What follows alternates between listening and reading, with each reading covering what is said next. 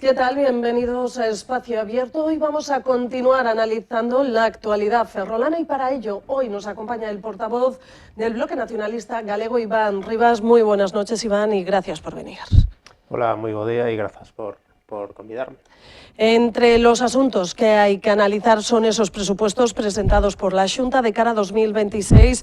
Iremos analizando partida a partida, pero a grandes rasgos, ¿qué destacaría de ellos o qué criticaría de ellos? Bueno, creo que hai dúas características fundamentais. Por unha parte, que son orzamentos que se repiten ano tras ano e que demostran que os anuncios que se fan no fondo son unha fraude, un engano aos veciños e veciñas desta cidade que, por exemplo, levan anos vendo como nos orzamentos da Xunta se consigna diñeiro para o desenvolvemento, por exemplo, do saneamento na zona rural e que, se sumásemos todas as cantidades das anualidades anteriores, ese saneamento debería estar feito cando menos 2 veces.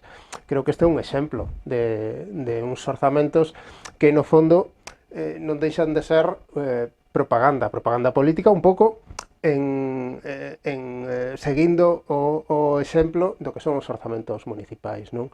A segunda característica dos orzamentos da Xunta para este ano 2026 eu creo que aproveitan as circunstancias de precariedade social para fomentar unha política destinada á privatización, ás grandes concesións a grandes empresas e, no fondo, aproveitar os problemas que ten a veciñanza para enriquecer aos grandes conglomerados empresariais. Un exemplo é a situación na que se atopa o Servizo de Axuda no Fogar, que vai a seguir infrafinanciado con a precariedade coa que están a desenvolver o seu traballo as persoas que día a día o exercen e que levan denunciando esa situación durante tanto tempo. E a outra evidencia clara e que tamén creo que pode servir como exemplo é a situación da vivenda, non? Quer dizer, nun contexto no que o acceso á vivenda se está volvendo un problema fundamental para a maioría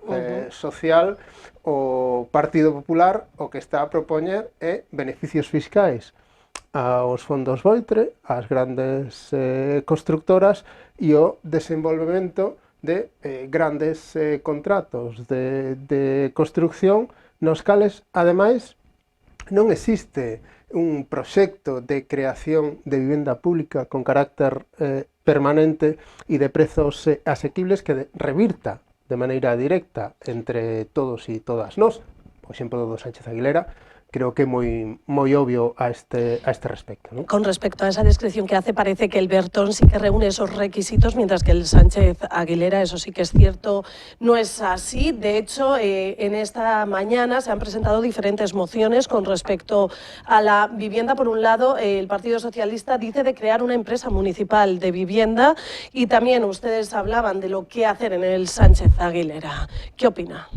Bueno, eu, en primeiro lugar, dou a benvida ao Partido Socialista unha proposta do Bloque Nacionalista galego que temos levado en outras ocasións ao pleno do Concello de Ferrol e non circunscrita exclusivamente ao que era o tema da vivenda, sino tamén asociada á situación na que se tapaban os baixos comerciais, non?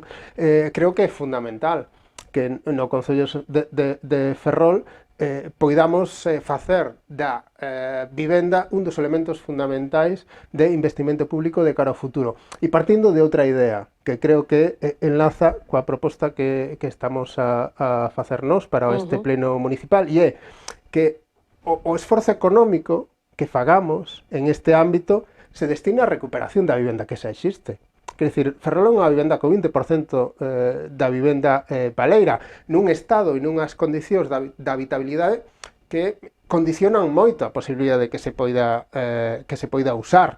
E, por tanto, creo que no canto de desenvolver operacións especulativas como as que se pretenden para Sánchez Aguilera, avaladas polo Partido Popular e por Partido Socialista en 2023, cando ratificaron ese plan, parece lóxico que destinemos eses supostos recursos que existen para a rehabilitación do patrimonio que existe construído e un espacio central como Sánchez Aguilera lle demos unha solución que vai orientada no senso de resolver as necesidades que teñen os veciños e veciñas de Ferrol e que creo que unha delas é a necesidade de grandes espazos libres, grandes zonas verdes e para as cales o Sánchez de Aguilera é un lugar fundamental e unha oportunidade que non podemos seguir desaproveitando. Por iso presentamos unha proposta que o que lle está a decir ao Partido Popular é, mire, o Goberno do Estado lle está dicindo que non vai facer vivenda social no Sánchez de Aguilera. Vostede enganou os veciños e veciñas dicíndolle que aprobaba ese proxecto porque iba a facer vivenda social. El Estado en sí dijo que se iba a hacer. E o Partido Popular tamén, e o Partido Socialista tamén. É Pero dicir, esta enganáronnos. partida era del Gobierno central que se iba a destinar para eso, ¿no? Foi o Partido Socialista e o Partido Popular no Concello de Ferrol. Creyendo que el Estado había anunciado que iban a contar con esa partida. Sabendo que eso non estaba escrito en ningún sitio. Pero sí que se ha dicho, ha habido políticos que nos han estado comentando del Partido Socialista que se iba a llevar. O Bloque Nacionalista Galego afirmaba naquel momento que esa era unha operación especulativa e era obvio polo contido do documento. Si nós podíamos intuir ou saber que ali non había ninguna cláusula que obrigase a desenvolver vivenda social, creo que o Partido Popular e o Partido Socialista tamén o podían saber. A pesar diso, decidiron aprobar ese plan. Ese plan, o único obxectivo que tiña era, e como se demostrou os 15 días posteriores, facer que esas parcelas se puderan vender, como así se fixo por parte do Ministerio de Defensa, a Administración Estatal. E agora se ratifica aquilo que víamos dicindo nós, e é que esas parcelas destinadas a uso residencial non van a ser vivenda social, pero que nunca estivo escrito en ningún sitio que o fose. E así o tiñamos advertido. Parece lóxico que, si tanto PP como Partido Socialista en Ferrol lle dixeron a xente que aprobaban o Sánchez de Aguilera ese proxecto porque se iba a facer vivenda social, e a día de hoxe sabemos que non se vai a facer, parece lóxico que mudemos esa planificación. E sobre todo, como digo, si podemos facer dese espazo un lugar que responda ás necesidades da veciñanza. E por último, o que sí que non ten ningún senso é que desenvolvamos, como se está a propoñer ou como se está a facer por parte do Partido Popular, un proxecto de urbanización para un espazo que supostamente iba a orientarse a desenvolver vivenda social, cando sabemos que non se vai a facer. Por tanto, ese proxecto de urbanización carece de senso, tal e como está proposto a día de hoxe. Pois creo que parece lóxico modificalo e adaptalo ás necesidades que temos. E esa é un pouco a proposta que estamos a levar ao pleno do Concello de Ferrol. E como digo, e o diñeiro que supostamente outras administracións poderían destinar a vivenda na cidade, creo que hai moito tempo que deberíamos ter reorientado a nosa política de vivenda de cara á rehabilitación, non? Me da a mí que el Sánchez de Aguilera va a quedar como ese aparcamiento con esos socavanos pero que eso é gravísimo. Quero dicir, porque o que estamos falando é que na mellor das situacións o Sánchez de Aguilera se vai convertir nun espazo de especulación inmobiliaria. Eso é no mellor dos casos. Pero que esa opción a que estás facendo mención agora é tamén unha posibilidade real. E iso xa sería gravísimo.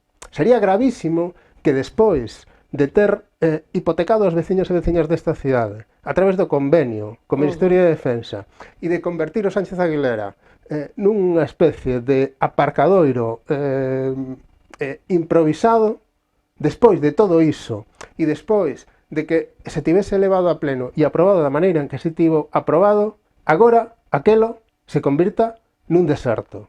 Eu creo que sería gravísimo e creo que hai que pedir responsabilidades políticas, tanto a nivel estatal, e estou de acordo, demandándolle un compromiso coa cidade de maneira explícita e en función do que nos necesitamos, pero obviamente a nivel local.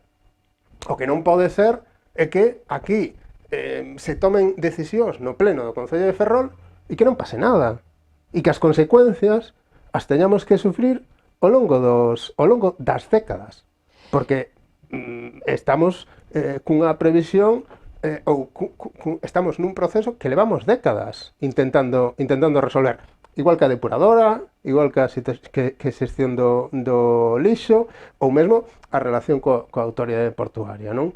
E creo que non podemos continuar nesta dinámica. Anteriormente hablaba del saneamiento del rural, de esas partidas que se han estado destinando, que no han ido a nada porque no han comenzado. En esta ocasión, esos presupuestos contempla 1,3 millones de euros para la fase 1A. Parece que ahora sí que va a haber avances. Bueno, ese convenio que se ha firmado con la Consellería de Medio Ambiente, parece que llegará el saneamiento rural en el 2026. Bueno, supoño que algún día chegará.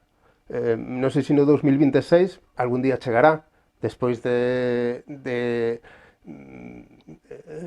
que a declaración de interese xeral se fixo do saneamento e a depuración na cidade de Ferrol, creo que en 1997.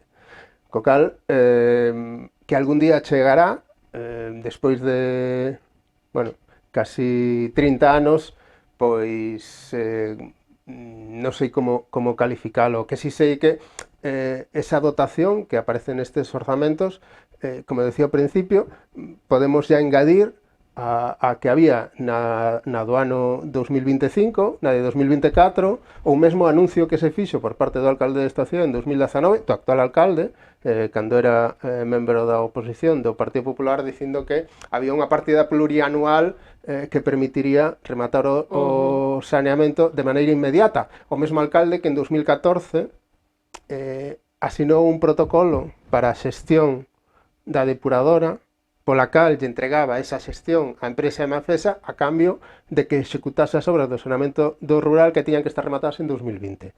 Por tanto, a ver... Por eso parece que despois de tanto tiempo, parece ahora, se ven visos de que sí que pode llegar. A ver, o que parece que levan moito tempo enganándonos. Ese é o que parece. Mas que parece, evidenciase de que o Partido Popular leva moito tempo enganando a veciñanza de Ferrol dicíndolle que vai facer cousas que non fai. Que chegará un día en que ese saneamento este pero parece ahora máis pronto que tarde. Tan pronto como tarde como ano pasado e como ano anterior.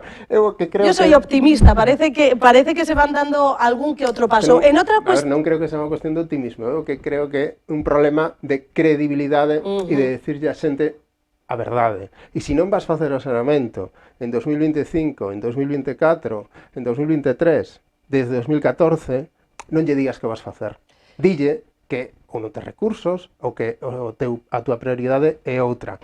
Pero creo que basta xa de facer propaganda e de empregar as necesidades da xente como instrumento político. Otras partidas también que parece que son similares, consignadas como para la estación intermodal, 100.000 euros, para la VAC Costa Norte, 4 millones de euros. ¿Estas cree que este año, este 2026, van a...? Bueno, a estación intermodal son os mesmos 100.000 euros que existían o ano pasado e o chamativo xa non é que haxa 100.000 euros para a estación intermodal, senón que o problema ao respecto do transporte na cidade se obvia.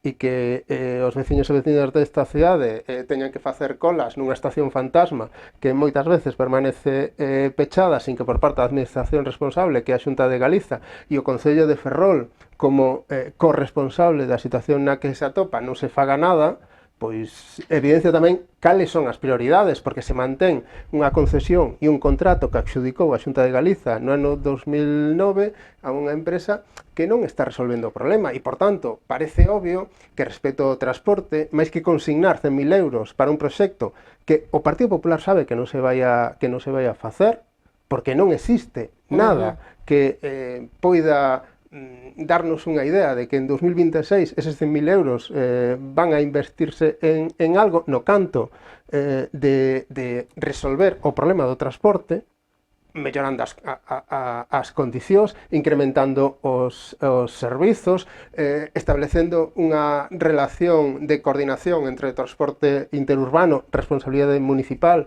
e o transporte extraurbano que nos leva a cidades como Coruña. No canto de facer eso, consigna 100.000 euros que sabe que non van a executar. ¿Cree que todos los partidos políticos de todos los colores tienen olvidada la parte de infraestructuras para transporte en Ferrol? Porque miremos a cualquier ámbito, hay carencias en todo. desde tren, desde aviones, ya que se decide infraestructuras, y al final compete entre unos y otros, y lo que se ve es que nunca pasa nada. Transferencia AP9, ¿qué sucede? Finalmente pasará a la Xunta ahora con esa negativa por parte del Partido Socialista. No sé, parece que en todos los estamentos, en todas las partes, nunca viene nada bueno en materia de infraestructuras. Bueno, non sei a que te refires con todos os partidos políticos. Si queres, podemos falar de institucións e de organizacións políticas, cada unha coa súa responsabilidade.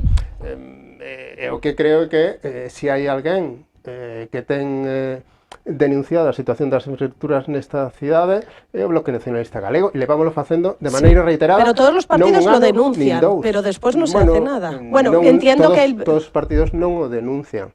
O que acontece que despois de anos ou despois dun tempo no cal esa denuncia se convirte xa nunha especie de clamor social, tanto o Partido Popular, sobre todo, como o Partido Socialista, acaban asumindo que non poden seguir negando esa realidade. Pero, a ver, respecto das infraestructuras ferroviarias, vamos a ver, este alcalde, o alcalde actual, no ano 2000, no período 2011-2015, a única decisión que adoptou respecto da renovación das infraestructuras ferroviarias foi facer a celebración, inauguración dos 100 anos da liña Ferrol-Betanzos. Por Dios. Quere decir que o problema do bypass non naceu hoxe, pero que sí é certo é que si existe un proxecto ou, cando menos, un estudio informativo para executar o bypass é porque, bueno, os dous que existen foron grazas ao acordo do Bloque Nacionalista Galego co Goberno do Estado. O que non podemos tampouco convertir é ao Bloque Nacionalista Galego no responsable da non asunción dos compromisos que o Goberno do Estado desenvolve, e o que sí son responsables de que a nivel estatal non se execute son os partidos que teñen responsabilidade para poder facelo. O Bloque Nacionalista Galego non foi nunca partícipe dun goberno a nivel estatal. Si o foi o Partido Popular, si o foi o Partido Socialista, incluso con políticos e políticas galegos e galegas. E a situación na que estamos é a que é respecto ás infraestructuras ferroviarias, que creo que é un clamor popular e que, por tanto, ninguén a día de hoxe pode negar que esa situación é inaceptable. Faltaría máis que se negase. Pero o que non podemos tampouco facernos trampas ao solitario.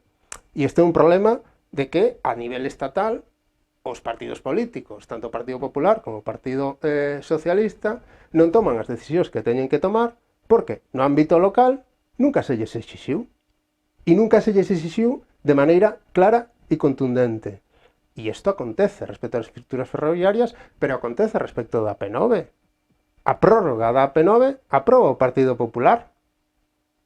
E a día de hoxe, a peaxe que pagamos todos e todas nós, e as bonificacións, que non é a solución, pero sí, cando menos, un parche ao problema, derivan de que o Bloque Nacionalista Galego chega a un acordo co Partido Socialista para que se implementen. E esas bonificacións poden chegar até o 75%, se eres un viaxeiro ou viaxeira frecuente. Por tanto, isto non é un problema de todos os políticos ou todos os partidos políticos. Todos é un problema de cal é o interese e cales son as prioridades que cada quen ten. E creo que é indubidable que o compromiso que ten o Bloque Nacionalista Galego coas infraestructuras na cidade, desde todos os puntos de vista, non ten dúbida, incluso a nivel local. De hecho, porque a creación dunha empresa de transporte municipal para a xestión de algo que é unha obriga do Concello de Ferrol é unha proposta que levamos anos intentando implementar nunha cidade diante da negativa dos partidos que gobernaron o Concello. Sí que es cierto que el BNG ha estado presente en muchísimos viajes reivindicativos que se ha hecho en el caso del ferrocarril, en los últimos todos convocados por el Foro Ciudadano por el Ferrocarril habían estado este pasado fin de semana, llegaban hasta Pontedeume. ¿Cree que esta unión, ahora hay mucho más movimiento, los ciudadanos se han puesto también juntos para luchar por esta reivindicación, se va a conseguir más? Creo que o fundamental é a movilización social. Quero decir, creo que é moi importante que a veciñanza da cidade, e da comarca, se manifesten públicamente reivindicando a necesidade de resolver este problema, porque creo que eso é o que pode condicionar que no futuro o problema pode empezar a solucionarse. Creo que, por exemplo, a resolución das alegacións ao bypass sería un punto de inflexión, porque nos permitiría, cando menos, empezar a contar con algo material sobre a cal empezar a traballar. E o que decía un pouco antes, non? Creo que é a presión social o que fai que, a día de hoxe, no ámbito político, ninguén cuestione que esta é unha necesidade inmediata e urxente para a cidade. Por tanto, creo que hai convocadas diferente tipo de actuacións desde o punto de vista social e é importantísimo que as apoyemos e que participemos delas, porque, insisto, creo que o aspecto fundamental. Eso es cierto, el Bloque Nacionalista Galego siempre está ahí presente en esas reivindicaciones. Cambiamos de asunto, de una partida de la de cultura con respecto a los presupuestos. Se va a dedicar 230.000 euros para ayudar a la musealización del Centro Cultural Torrente Ballester. ¿Qué opinan? Bueno, primeiro que levamos, creo que anos xa, pero claro, pasamos xa a mitad do Ecuador do mandato e levamos un tempo coa idea do Partido Popular de convertir o Centro Torrente Ballester no Museo de Ferrol. Diante deso, non temos nada concreto nin específico, máis que cuestións ou anuncios dese tipo que despois tampouco teñen unha concreción nos orzamentos de maneira específica, igual que tampouco ten o Centro de Saúde de San Xoán ou a remodelación dos institutos da cidade, e non me refiro a un en concreto, sino a anuncios que se fan como de Ferrolvello, Sofía Casanova ou tantos outros, non? Pero o que quero decir é que pasa un pouco como coa estación intermodal, é dicir, para a estación intermodal non temos nada, tanto que non temos nin tren. E para a musealización do Centro Cultural Torrente Ballester non temos proxecto de musealización. E penso que sería un dos elementos básicos para poder empezar a traballar, porque eso require dotación de personal, de xestión, require un proxecto de museo, require certos pasos previos que a día de hoxe non temos.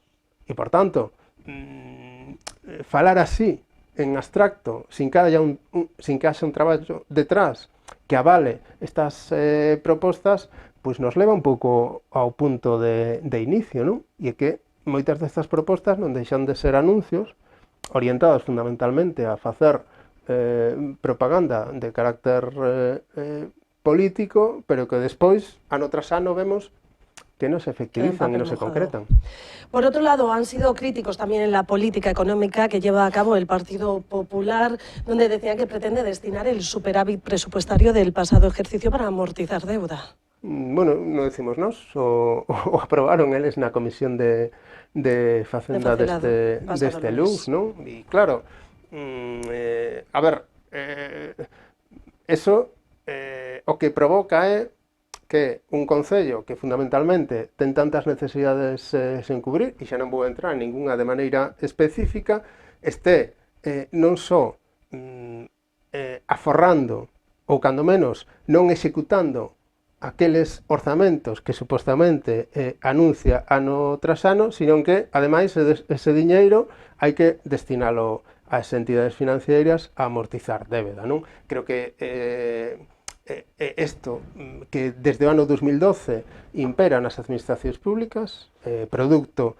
da imposición das reglas fiscais e a modificación da Constitución a través dunha lei que aprobou o Partido Popular, e é o que se debe chamar a política de austeridade, que é a contracción, a reducción do gasto público, incrementar o gasto privado, e as consecuencias pagámolas todos e todas nós. Isto que está a facer o Partido Popular non é máis que un exemplo máis dese tipo de política, que se complementa co feito de que, por moito que se anuncie, e como fai de maneira reiterada o goberno da cidade, que aproba un orzamento todos os anos, non sei de que vale aprobar un orzamento todos os anos e despois non o executas. E que é o que acontece en Ferrol, non? o exemplo do ano 2024 é moi evidente. Non chegar nin 8% de execución dos investimentos evidencia... Cuenta general que votaron en contra de la cuenta general del 2024. Non, me refiro á liquidación, é dicir, o Partido Popular nos dixo que iba a desenvolver non sei cantos investimentos no ano 2024, a liquidación dese ano evidencia que só executaron 7,84% daquelo que nos dixo que iba a facer, non? Bueno, eu creo que isto é un engano, lle está dicindo a xente que vai facer cousas que non vai a facer, e despois de decirlle que iba a facer cousas que non vai a facer, o diñeiro que había previsto para facer eso, ou eses proxectos, o destina a amortizar os préstamos que ten contratados o Concello de Ferrol. Bueno, pois... Tenemos que finalizar blanco ya. en botella. Pero, ¿qué opina de los presupuestos que van a presentar? Decían que en menos de un mes ya tendremos los presupuestos del Ayuntamiento de Ferrol de cara a 2026. ¿Qué espera de ellos? Bueno, non sei, cando nos presenten, pois poderemos facer unha valoración, podo valorar os que se teñen presentado até agora, non? E creo que un pouco a característica fundamental é a que estaba intentando explicar agora. É dicir, o Partido Popular nos di que presenta un orzamento todos os anos, e é certo, presenta un orzamento todos os anos, pero ao final ese orzamento é o mesmo en 2023, en 2024, en 2025, non sei se será en 2026, e por enriba diso, o que ali aparece como previsións de gasto non se desenvolven e se destina, como falábamos antes, a amortizar débeda. E con unha consecuencia que tamén creo que é importante de cara ao futuro, e é que tras a COVID e despois o mantemento en suspensión de reglas fiscais producto da guerra de Ucraína, a día de hoxe as reglas fiscais volven a estar vixentes e as administracións, producto de unha imposición que fai o Estado, teñen un tope de gasto para cada anualidade. E a anualidade seguinte, ese tope de gasto se incrementa en función do que ti gastache na anualidade anterior. É dicir, que se ti durante un ano reduces o teu gasto, o ano seguinte vai estar condicionado. E, por tanto, o problema xa non é que non gasten o que din que van a gastar, senón que o que están facendo é impedir que en anualidades posteriores o Concello de Ferrol poida ter unha política expansiva de gasto para resolver os problemas que ten de todo tipo no Concello. Finalizamos esta entrevista preguntándole tan solo lo último. Nos olvidamos totalmente de la parte económica, pero sí que es verdad que está a la orden del día la inseguridad que puede haber, el aumento del narcotráfico que está habiendo en la comarca entre Ferrol y Narón. ¿Cree que de cada vez la comarca es más insegura? Bueno, eu o que creo é que xunto ao control ou as posibles medidas de vixiancia que se poidan desenvolver, hai que empezar a pensar en desenvolver ou aplicar políticas de reinserción e de política social en diferentes ámbitos da cidade. E nese senso, creo que existe un baleiro absoluto no Concello de Ferrol en moitos dos seus ámbitos, e penso que eso debería ser unha das nosas prioridades. Iván Rivas, portavoz del BNG en Ferrol, muchas gracias por venir. Gracias a vos por convidarme.